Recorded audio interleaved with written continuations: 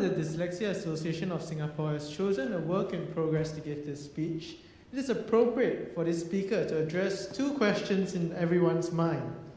One, why was he chosen to speak? And two, why should you listen to him?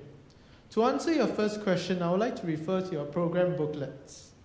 The DS would like to showcase a success story, much like a man would proudly showcase his horse which could count to 10. Now the man knows that counting to 10 is by no means a mathematical feat, but he expects approval anyway, considering that this performer, is a horse. To answer your second question as to why I deserve a small pie of your attention, I would ascribe myself to an old mistress. She's almost as bad looking as I am. Now to all of you young, handsome, affluent men, I quote from Benjamin Franklin, that only an older mistress, me, makes sense. He went on to give 7 reasons why so, but his 8th and last reason was because they are so grateful. Now I don't know whether you have a single reason whether to pay attention to me or not, and I'm pretty sure that you don't, much less 7. But I definitely meet Ben's 8th criteria. I can't be more grateful if you give me your full attention. Now this old man has 3 traits to share. You might want to write it down. Firstly, enjoying lifelong learning. Enjoying lifelong learning. Secondly, daring to dream. Daring to dream. Lastly, knowing your why. Knowing your why. Enjoying lifelong learning. Let's take a short survey, shall we? Raise your hand if you have read more than 20 non-fiction books in the past year.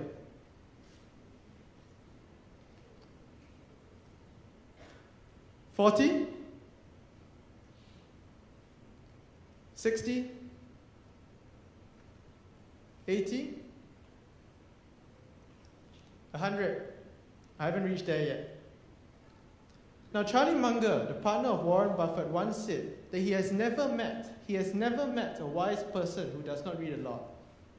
Why haven't you read more? Why haven't you read more?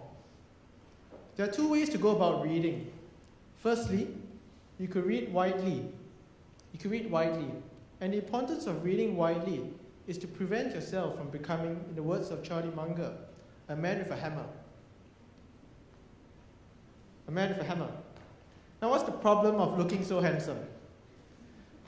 The problem is that every problem which you face across in life, you'll see it as a nail. And guess how you will solve it? Through the only way you know how to, hammering it in. But the fact of the matter is that in today's world, problems are multidisciplinary. They cross across various fields of academia. You cannot just use one solution to solve it all. Wide reading prevents this. By reading widely, you pick up for yourself different tools along the way. At the end of it, not only will you be able to get yourself a multidisciplinary toolbox and solving various problems which come your way, you will be able to get worldly wisdom. You might want to Google that, worldly wisdom. On to the second trait I would like to share, daring to dream. Now correct me if I'm wrong, but this is one trait shared among all successful people. Let me give you an example, or a few examples actually. Bill Gates. Now most of you know Bill Gates as the most wealthy man in the world. But what you might not have known was that while he was still in school, he told his teachers and his classmates that he would be a millionaire by 30. That's not amazing. And it's not amazing that he achieved this. What is amazing is that he became a billionaire by the age of 31. Warren Buffett. Now Warren Buffett, he always knew that he would be wealthy. He never doubted it for a minute. Jack Ma. Jack Ma wanted to bring the internet to China at a time when there was no conception of what the internet was. I don't even think there was a word for it in Chinese. He also wanted to beat the largest e-commerce companies in the world, something he definitely managed to do with his company Alibaba. It is larger than both Amazon and eBay combined.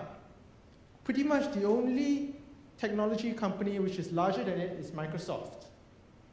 There is one trait closely tagged to this one. It's the need to believe in yourself. I've always believed in myself, and I hope that all of you can too. Ever since young and in school, I have never done well in my intra-school exams. Now, I had dreaded getting my report card back, but it wasn't so much that the results were bad, but it was what came after. I tried to hide it, but ultimately it doesn't work. In the end, I find myself seated in front of my parents, having the talk. Now, for those of you who don't know what the talk is, don't try to find out. I'm happy for you. But in all those years of talks, my father had never, ever said that I could not do it. He had always believed in my ability and my intelligence. All he said was that I did not work hard enough. I did not work hard enough, which, to be honest, was very true. I hardly studied during my schooling years. The irony being that I'm studying more today out of school than I was before. But that's not my message to all of you. My message to all of you is to believe in your charges, to the educators and parents out there. Truly believe in them and make them know it. It makes all the difference. Trust me, I've been on the other side. On to the third and last trait I would like to share, knowing your why. Oh, sorry. I understand that most of you here are educators, so I'd like to borrow a quote, a message delivered to your colleagues over in India, actually.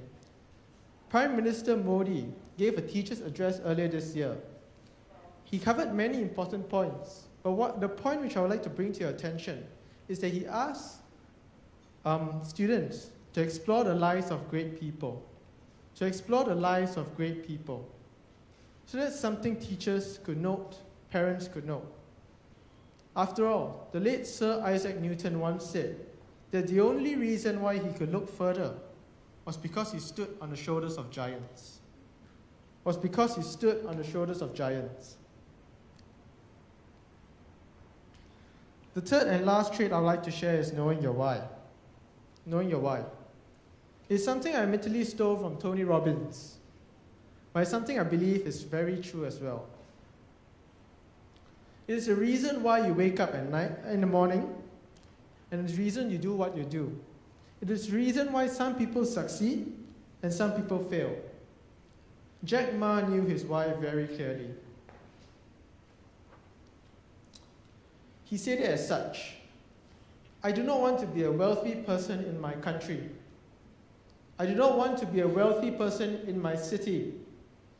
I do not want to be a wealthy person in my village. I want to be a person that is respected. He wants to be a person that is respected. A few years ago, he came to Singapore, and he shared a few things. But he also shared about how difficult life was. He said that today is difficult.